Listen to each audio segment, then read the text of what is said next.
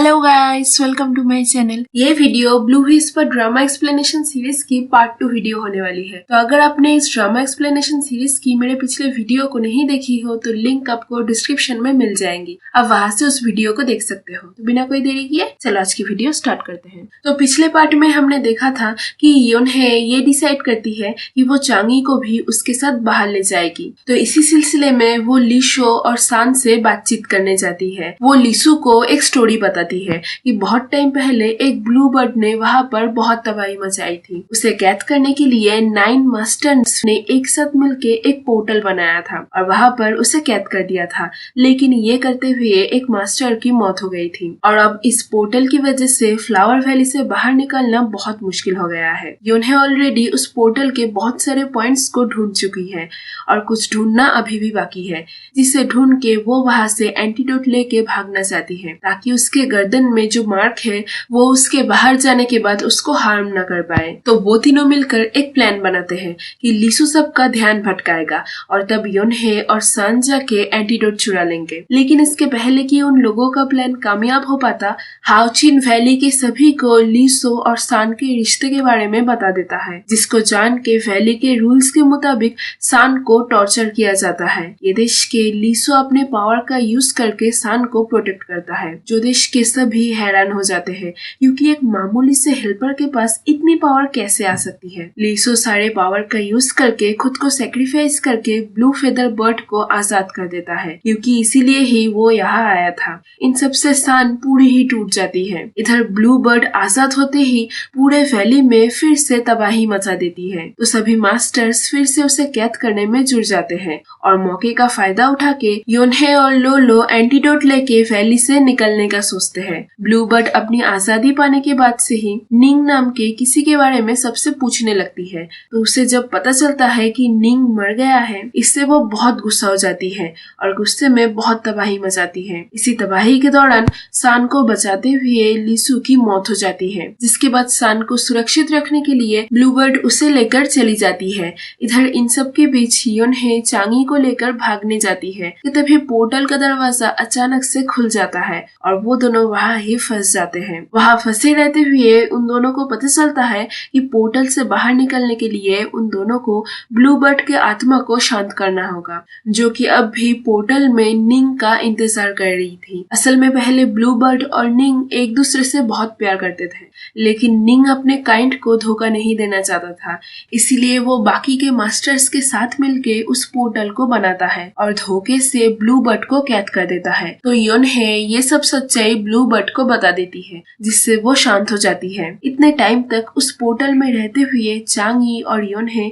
एक दूसरे के बहुत करीब आ जाते हैं। तो चांगी उसे अपना पर्ल दे देता है, जो कि मर्मन्स के लिए एक प्यार की निशानी था। इसके बाद वो दोनों उस पोर्टल से बाहर निकल जाते हैं, लेकिन फिर से फ्लावर वैली पहुंच जाते हैं। तो वैली से भागने के जुर्म में उन दोनों को कैद कर लिया जाता है, लेकिन योनहे चालाकी करके इस बात को घुमा देती है और सबको ये समझाती है कि वो तो सिर्फ मर्मन को भागने से रोक रही थी और चांगी भी उसे बचाने के लिए बोल पड़ता है और योनहे के हाँ में हाँ मिलाने लगता है, जिससे योनहे वहाँ पर सजा से बच जाती है, लेकिन लीडर से बच नहीं पाती। वो उसकी चालाकियां समझ गए थे, इसीलिए सबसे छुप के वो योनहे को फ्रॉस्ट पेन दे देते हैं। तो योनहे घर जाके एंटीडोट लेती है, लेकिन वो एंटीडोट नहीं कुछ और ही था, जिससे योनहे की हालत और भी खराब हो जाती है। लीडर हाओचिन को आइडिया देते हैं कि वो अगर अब योनहे की हालत का फायदा उठा के मर्मन का टेल काटने में सक्सेसफुल हो गया तो इसके बाद वो इस वैली का लीडर बन जाएगा। ये सुन के हाओचिन तुरंत मर्मन के पास जाके उसे योनहे की हालत दिखाता है, जो कि तब मरने के कगार पर थी। उसे ऐसे देश के चांगी अपना टेल काट के हाओचिन को दे देता है, जिसके बाद योनहे को एंटीडोट मिल जाता है और वो बिल्कुल ठीक हो जाती है।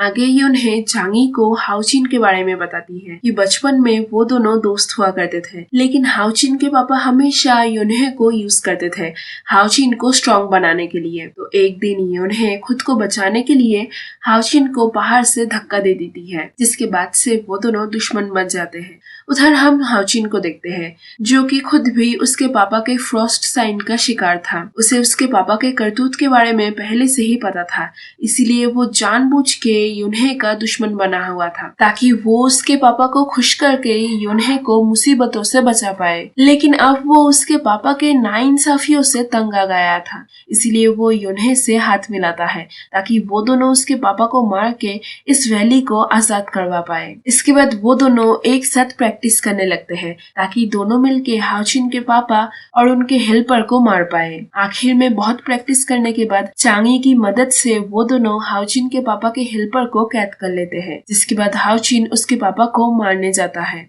हाउचिन के पापा अपनी आखिरी सांस लेते हुए रिवील करते हैं कि उन्हें हाउचिन के प्लान के बारे में पहले से ही पता था। ये हाउचिन का आखिरी टेस्ट था जिसमें वो पास हो गया है। अब वो इस वैली का लीडर बन सकता है। इसके साथ साथ लीडर ये भी बताते हैं कि वो फ्रॉस्ट मार्क नहीं देते, बल्कि फेरी उन लोगों को वो मार्क देती है और योन्हे वैली के लिए बहुत फायदेमंद है क्योंकि वो इस मार्क से नहीं मरती, चाहे उसके ऊपर कितना भी टॉर्चर हो जाए। तो हाउचिन अब योन्हे का इस्तेमाल करके वैली के लोगों को मार्क से बचा सकता है। सब कुछ जान के हाउचिन लीडर बनते ही योन्हे को वैली से बाहर जाने से रोक देता है। इससे गुस्सा होके योन्हे जब उसे इसका कारण पूछती है तब हाउचिन उसे इस मार्क के बारे में सब कुछ बताता है कि सिर्फ योन्हे ही इस मार्क से बची हुई है, तो शायद उसके अंदर कुछ शक्तियां हैं और अब इस वक्त योन्हे के अंदर उसके पापा और उनके हेल्पर्स की शक्तियां हैं, जो शक्तियां 1 महीने के अंदर अंदर या तो इस मार्क से सभी को मुक्त कर देगा या फिर योन्हे को ही मार देगा।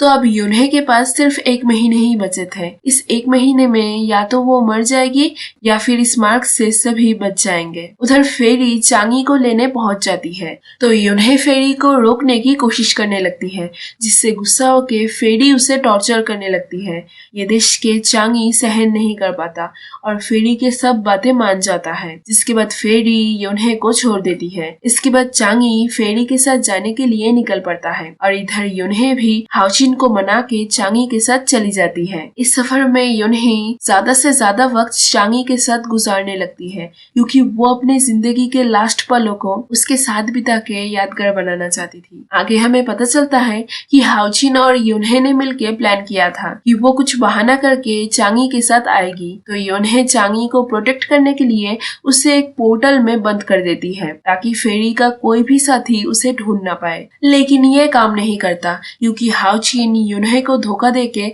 चांगी को बाहर निकाल देता है और वो बाहर निकलते ही सीधा योन्हे के पास जाता है। तो अब योन्हे के पास चांगी को बचाने का और कोई रास्ता नहीं था, इसलिए वो चांगी के सामने खुद को विलन बनाती है और चांगी को स्टेप करके उसे पहाड़ से नीचे गिरा देती है, जिसके बाद फेरी की आर्मी आके योन्हे के ऊपर हमला करने लगते हैं। तो योन्हे सभी लीडर्स की शक्तियों का उपयोग करके 9 टेल फॉक्स में ट्रांसफॉर्म हो जाती है, जिसका मतलब उन लोगों का प्लान काम कर रहा था। लेकिन तभी फेरियों का लीडर आके उसे कैद कर लेते हैं। सीन यहाँ चांगी पर शिफ्ट होती है, जिसको उसका एक सोल्जर बचा लेता है और इसके बाद एक स्पिरिचुअल मास्टर जो कि फेरियों के कैद से निकलने में सक्सेसफुल हो गया था, वो उसे बचा लेते हैं। इधर योन्हे का प्लान कामयाब हो चुका था। अब चांगी उससे हिट करता था। वहाँ हाउचिन योन्हे को बचाने आता है, लेकिन तभी लीडर आके उसे फिर से कैद कर लेते हैं और यहाँ ही ये पार्ट खत्म हो जाती है। तो क्या अब चांगी कभी भी पानी में जा पाएगा? अब योन्हे और चांगी का क्या होगा? ये सब कुछ हमें आगे की कहानी में पता चलेगा। तो मिलते हैं नेक्स्ट पार्ट में। Stay tuned.